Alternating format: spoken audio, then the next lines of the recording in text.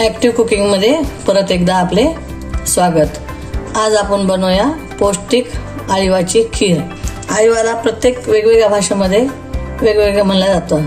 याला आपण रात्रीच भिजू घालून घेतलेलं आहे।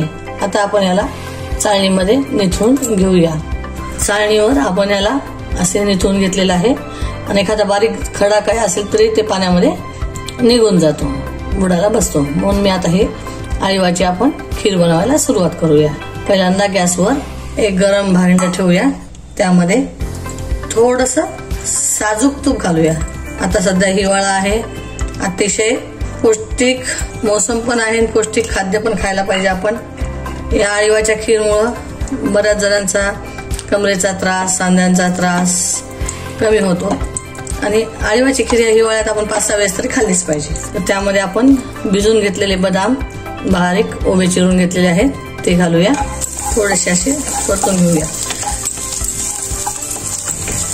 काही न करताही नुसते दुधामध्ये डायरेक्ट आपण जर आळीव टाकलं तर खीर बनते। पण आणखीन चांगली खीर आणि पौष्टिक खीर बनवण्यासाठी बदाम आपण ह्याच्यामध्ये थोडेसे भाजून घेणार आहोत। मिक्सरमध्ये वाटून बदाम टाकले तुम्ही तरी पण चालतात, पण आणखीन चव जर मजेदार येणार असेल तर घरातील सगळेच व्यक्ती तुमचे खाऊ शकतील। त्याच्यामध्ये आळीव घातलेला आहे आणि त्यात थोडंसं तुपावर शेकलेलं आहे। थोडीशी चव आणखीन खूप छान येते। आणि यामध्ये आपण कांदा जे अर्धा लिटर दूध असेल ते मी यामध्ये घालते।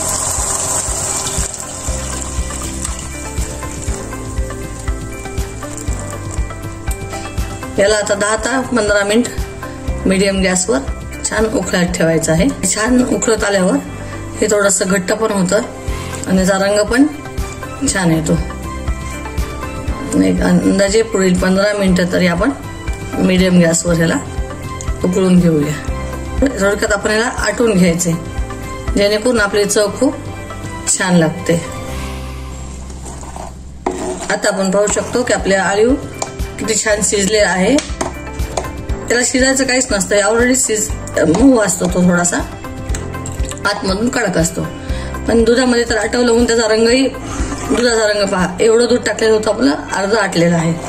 आता ह्यामध्ये आपण टाकूया साखर। साखर तुम्हाला चवीला हवी तशी, जर तुमच्या घरात शुगर पेशंट असेल तर अतिशय कमी किंवा नाही टाकली तरी चालते।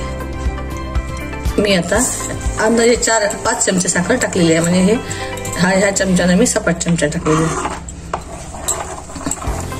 साखर अखेरला का टाकायची तर साखरनं आपलं दूध पातळ होतं आणि लास्टला टाकली म्हणजे आणखी त्याचा घट्टपणाही छान राहतो।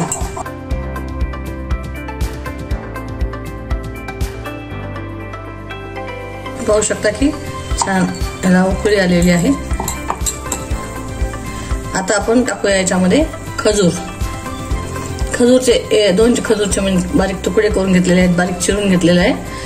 हे चवीसाठी, जर तुम्हाला आवडत असेल तर टाका, नसेल तर नाही टाकलं तर चालतं, पण अतिशय पौष्टिक खजूर असते आपल्यासाठी आणि हिवाळ्यात खायलाच पाहिजे। म्हणून मी याच्यात खजूर घालत आहे बारीक चिरून, पण खजूर मी लास्टला घालत आहे। कधी कधी काय होतं की खजूरनं तुमचं दूध थोडं फाटल्यासारखं होतं, म्हणून खजूर आपण अखेरला टाकूया। खजूर घालते मी, बदाम घातलं, खजूर घातले आणि थोडंसं तूप पण घातलं, आणि दूध तर पौष्टिकच असतं। आता आपण एक उकळी आल्यानंतर गॅस बंद करून बाउलमध्ये काढून घेऊया। तर आपली एकदम पौष्टिक ड्रायफ्रुट्स युक्त आळीवाची खीर तयार झाली आहे। ही रेसिपी तुम्हाला आवडली असेल तर रेसिपीला लाईक करा, भरपूर प्रमाणात शेअर करा, ॲक्टिव्ह कुकिंग चॅनलला सबस्क्राईब करा। रेसिपी पाहण्यासाठी खूप खूप धन्यवाद।